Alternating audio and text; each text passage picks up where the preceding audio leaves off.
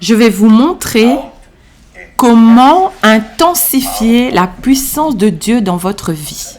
Je vous le dis, c'est dans la Bible. C'est dans la Bible. Et je vais commencer par parler de l'importance de rester éveillé en esprit. Dans Éphésiens 5:14, c'est pour cela qu'il est dit « Réveille-toi, toi qui dors. Relève-toi d'entre les morts, et Christ t'éclairera. » Réveille-toi, toi qui dors. Relève-toi d'entre les morts. Et alors, vous connaîtrez la lumière du Seigneur. Un chrétien qui dort est comparé à un pécheur mort. Parce qu'il est dit, réveille-toi, toi qui dors. Relève-toi d'entre les morts. Relève-toi d'entre les morts. Cela a été écrit à des croyants, pas au monde. Il écrit à l'église d'Éphèse et il dit, relève-toi d'entre les morts. Parce que tu dors. Donc un chrétien qui dort ou un chrétien qui ne prie pas est comparé à un pécheur mort. Il y a un cri dans le cœur du Père aujourd'hui. Et son cri, c'est que l'Église soit réveillée et qu'elle se réveille de son sommeil. Parce qu'une église qui dort est une église morte. Une église qui dort est une église silencieuse. Une église qui dort est une église vaincue. Nous avons besoin de la puissance de Dieu aujourd'hui. Nous voulons voir la puissance de Dieu dans nos vies. Donc le Seigneur commande dans Joël 3:9, réveillez les héros. Parce que lorsque les gens se réveillent, ils deviennent puissants dans le Seigneur.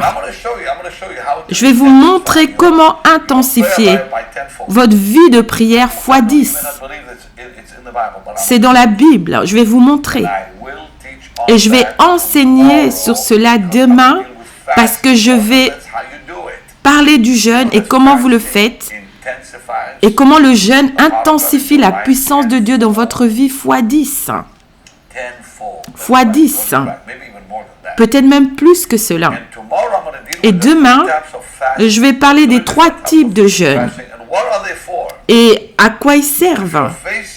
Donc, si vous êtes face à un problème dans votre vie et vous dites « je ne sais pas quoi faire », le jeûne va vous montrer la solution. Le jeûne va apporter le miracle. Je vous le promets, le jeûne est tellement puissant parce qu'il intensifie la puissance spirituelle dans la vie des gens, même dans le domaine du démoniaque. Il y a des religions, quand ils jeûnent, les démons sont libérés. Vous demandez pourquoi certaines religions se répandent aujourd'hui dans le monde.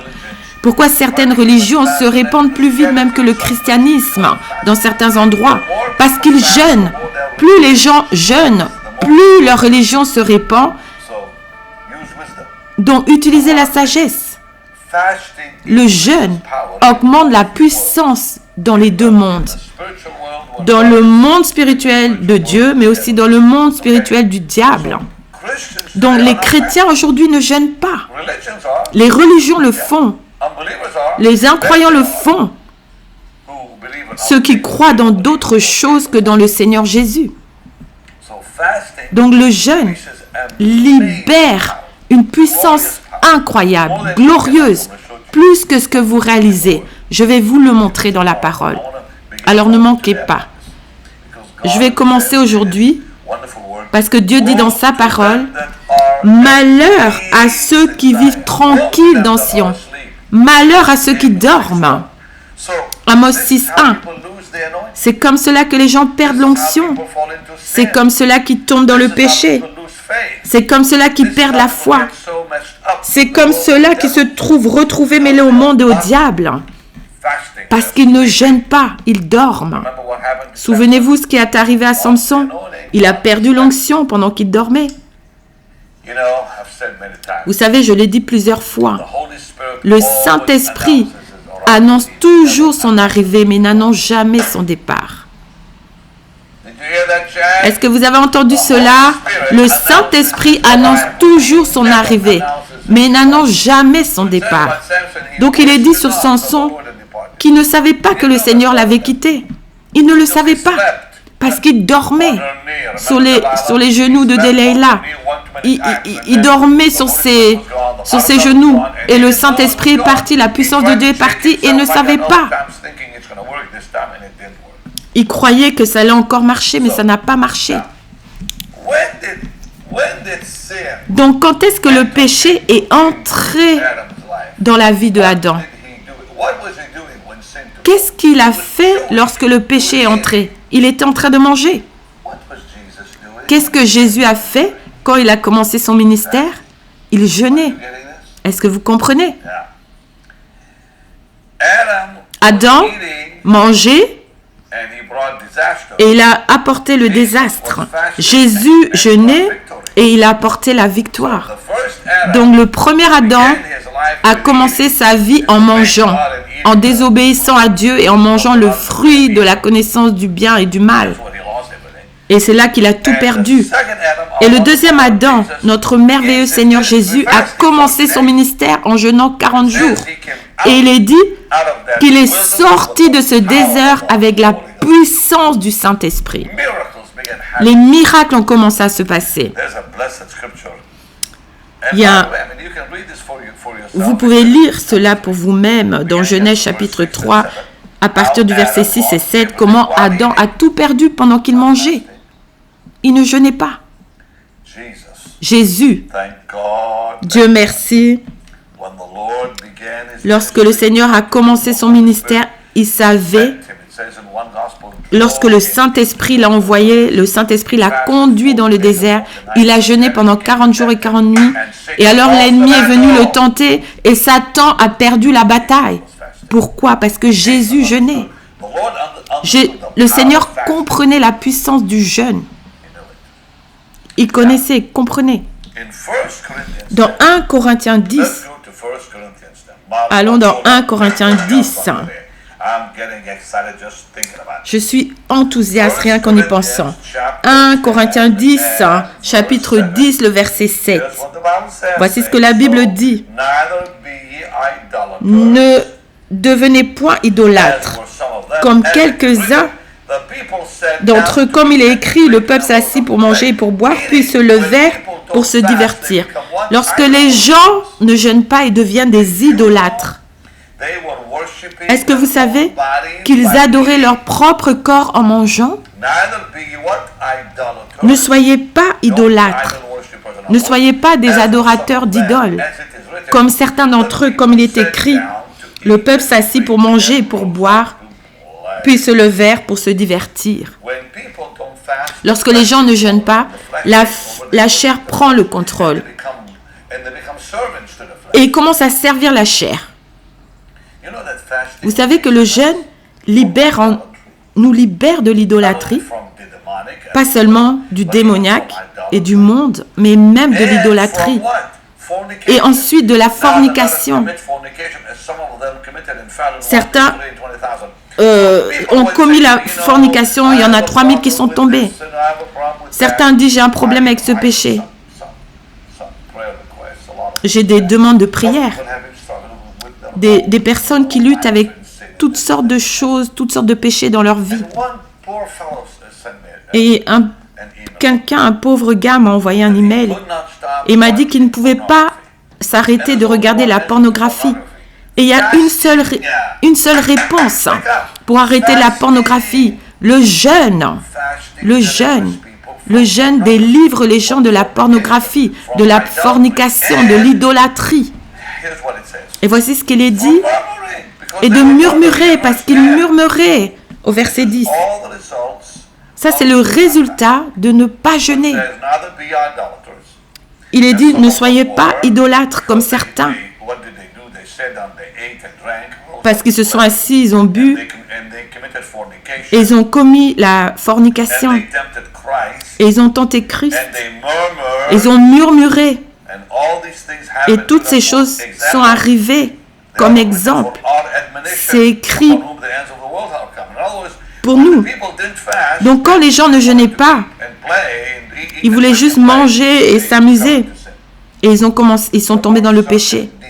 Il y a certains démons qui ne sortiront pas des gens sans le jeûne et la prière. Je ne veux pas rentrer dans des détails. Mais certaines choses aujourd'hui dans la vie des gens, ils ne seront jamais libres. Je parle de problèmes sexuels. Ils n'en seront jamais libres sans jeûner. Parce que le jeûne amène les gens dans la propre délivrance. Si vous luttez avec certaines de ces choses, je vous le dis, jeûnez. Arrêtez de manger et jeûnez. Et ne jeûnez pas juste pour être mieux, avoir l'air mieux, mais pour être libéré de ces choses.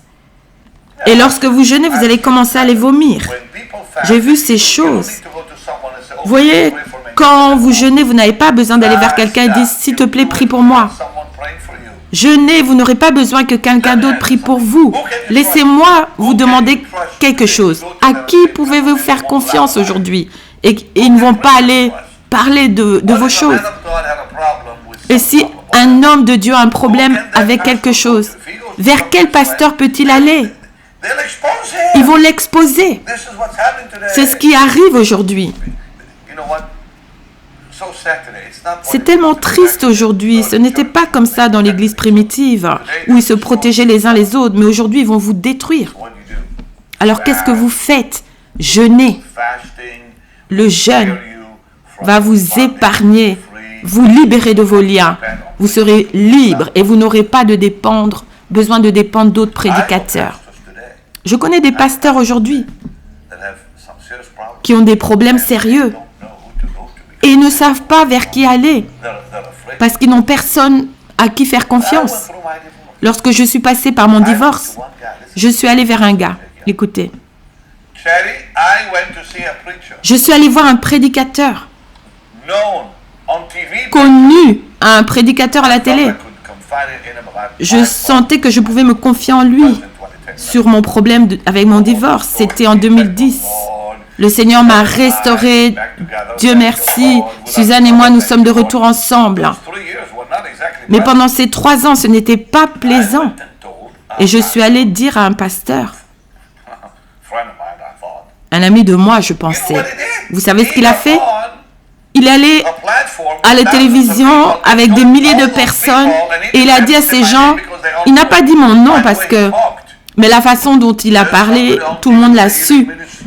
Vous savez, il y a quelqu'un avec un ministère de guérison, il a beaucoup de foule. Il a commencé à leur dire ce que je lui avais confié dans la confidence. J'étais choquée. J'étais choquée. Donc, en qui pouvons-nous avoir confiance? C'est pourquoi je suis allée voir Jack Hayford. Dieu merci pour pasteur Jack Hayford. Il est le seul homme en qui j'ai eu confiance et en qui j'ai toujours confiance.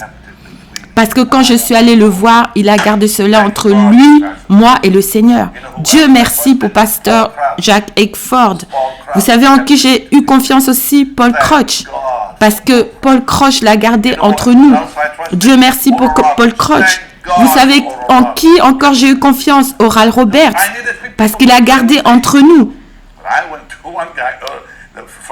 Le premier vers qui je suis allée, il en a parlé. Donc il y a encore des gens en qui on peut faire confiance. Dieu merci. Mais vous devez les connaître, les trouver. Mais si vous ne pouvez pas, jeûnez. Jeûnez.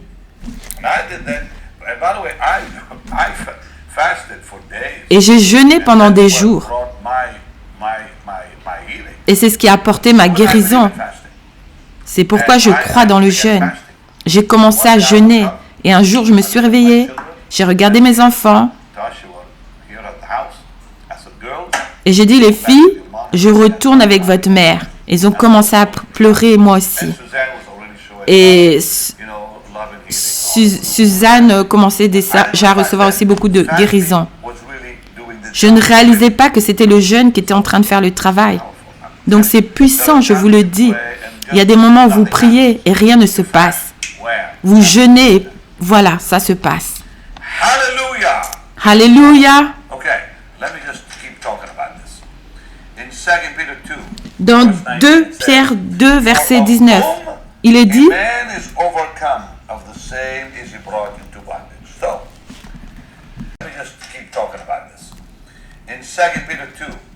2 Pierre 2, verset 19, car chacun est esclave de ce qui a triomphé de lui. Donc Adam a échoué parce qu'il a été vaincu quand il a commencé à manger.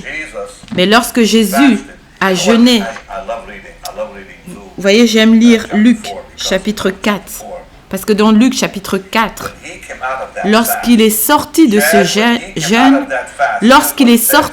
jeûne, voici ce qu'il est dit, et Jésus, rempli du Saint-Esprit, revint du Jourdain, et il fut conduit par l'Esprit dans le désert.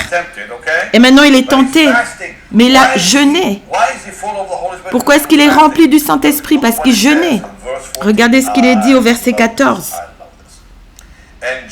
Et Jésus retourna revêtu de la puissance de l'Esprit dans la Galilée. Il est rentré avec la puissance, il est ressorti avec la puissance parce qu'il jeûnait pendant tout ce temps. Vous savez, quand vous commencez à jeûner, vous allez rentrer, vous allez sortir avec la puissance. Verset 1, il est venu avec la puissance. Verset 14, il ressort avec la puissance. C'est merveilleux. Et de voir comment Dieu l'a utilisé tellement puissamment. Et c'est ce qui a fait qu'il a dit au verset 18, « L'Esprit du Seigneur est sur moi, il m'a oint. » Parce qu'il jeûnait. Donc le jeûne est tellement puissant. En fait, cela vous donne la domination et la restaure si vous l'avez perdue. Cela vous donne la domination et vous la restaure si vous l'avez perdue. Que quelqu'un dise, si une personne peut jeûner, elle peut tout faire. Je crois cela. Un autre homme a dit, parce que lorsque nous contrôlons l'appétit, nous sommes au contrôle de la chair. Donc si une personne peut jeûner, elle peut tout faire. Parce que le jeûne contrôle la chair. Parce que lorsque nous ne contrôlons pas la chair, alors la Bible nous dit, nous allons commettre l'adultère. C'est dans la Bible. Jérémie 5. C'est incroyable. Lorsque les gens ne jeûnent pas, ils tombent dans le péché. Donc c'est le temps de se réveiller. Jérémie, je peux dire d'autres choses, mais je vais faire attention. Sur d'autres religions, ce qu'ils font et ce qui se passe quand ils jeûnent.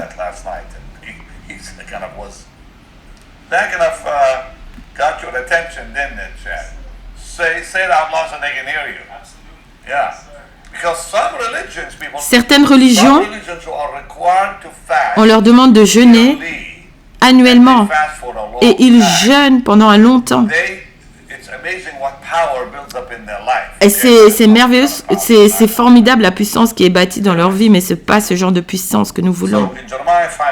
Dans Jérémie 5, 7, Jérémie 5, le verset 7, « Pourquoi te pardonnerais-je? Tes fils m'ont abandonné, et ils jurent par ce qui n'est pas Dieu. Je les ai rassasiés. » Et qu'est-ce qu'ils ont fait? Ils ont commis l'adultère. Et ils sont allés en troupe dans les maisons de la maison de la prostituée. Ou dans les maisons des prostituées. Lorsque les gens ne jeûnent pas, ils tombent dans le péché. Et dans ce cas, Dieu dit, Jérémie 5, 7, ils sont tombés dans l'adultère et la fornication. Parce que ne pas contrôler cette chair va faire que les gens vont abandonner Dieu. Lorsque les gens ne jeûnent pas, ils abandonnent Dieu. Le jeûne fait que vous allez continuer à marcher avec Jésus. C'est pourquoi lui-même, il a parlé du jeûne. Pourquoi est-ce qu'il jeûnait? Je ne veux pas entendre l'excuse. Oh, j'ai la présence de Dieu, j'ai l'époux, donc je n'ai pas besoin de jeûner. Qui t'a dit cela? J'ai demandé à un homme, est-ce que tu jeûnes? Il a dit non, j'ai l'époux.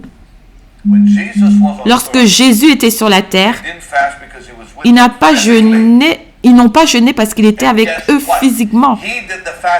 Mais lui, il jeûnait pour eux.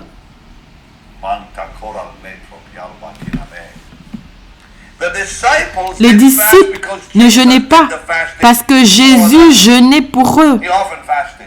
Il jeûnait lui-même souvent. Donc ils ont dit, les pharisiens jeûnent, les disciples de Jean le Baptiste jeûnent, mais pourquoi est-ce que tes disciples ne jeûnent pas? Il a dit parce que l'époux est avec eux. Mais lorsque l'époux va quitter, ils vont jeûner. Cela veut dire pour garder sa présence en jeûnant. Donc quand ce prédicateur m'a dit j'ai l'époux, j'ai dit je ne veux pas entendre ça. Ce n'est pas ce que la Bible enseigne. Donc le jeûne fait en sorte que les gens continuent à marcher avec Dieu. Deutéronome 32, chapitre 32. Et demain, nous allons parler de 3 types de jeûnes. Les 3 jeûnes mentionnés dans la Bible. Comment on rentre dedans et comment on en sort. Et pour quelles raisons, pourquoi. Qu'est-ce que nous devons demander. Donc Deutéronome 32, verset 15. Mais Yeshurun, qui veut dire Israël.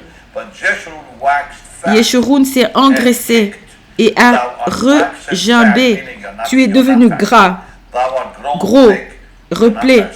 Ça veut dire tu jeûnes pas. Et il a abandonné. Et alors il a abandonné le Dieu qu'il a fait. Si les gens ne jeûnent pas, ils abandonnent le Seigneur. Vous connaissez ces gens qui s'éloignent de la foi, comme ce leader d'adoration, il y en a 2 qui se sont détournés de la foi et qui sont des personnes célèbres. Je suis sûre que c'était des personnes qui ne jeûnaient pas, parce que quand les gens ne jeûnent pas, ils abandonnent Dieu, ils abandonnent le royaume. Il n'y a personne qui a jeûné et qui s'est détourné du Seigneur. Personne que j'ai rencontré, personne. Je sens l'onction rien qu'en le disant. Personne ne quitte la foi quand ils jeûnent ou prient. C'est impossible. Mais ceux qui ne le font pas, ils ont des problèmes. Je comprends maintenant pourquoi qu'est-ce que Paul voulait dire dans 1 Corinthiens 9, 27. Mais je traite durement mon corps et je le tiens assujetti, de peur d'être moi-même désapprouvé après avoir prêché aux autres. Parce qu'il jeûnait. C'était quoi les choses qu'il a fait quand il a rencontré le Seigneur sur la route de Damas? Qu'est-ce qu'il a fait? Il jeûnait après cela pendant 3 jours. Et Ananias est venu et lui a imposé les mains. Il a commencé sa vie dans le Seigneur en jeûnant. Et combien de fois il a parlé du jeûne? Il a dit qu'il jeûnait souvent. C'est dans votre Bible, c'est ce qu'il a gardé. Et je crois que c'est ça qu'il voulait dire quand il disait « Je traite durement mon corps et je le tiens assujetti ». Que ton peuple puisse connaître la puissance du jeûne. Et amène-les dans un endroit de liberté, de puissance. Au nom de Jésus. Que ta puissance soit intensifiée dans leur vie pour ta gloire et ton honneur. Amen.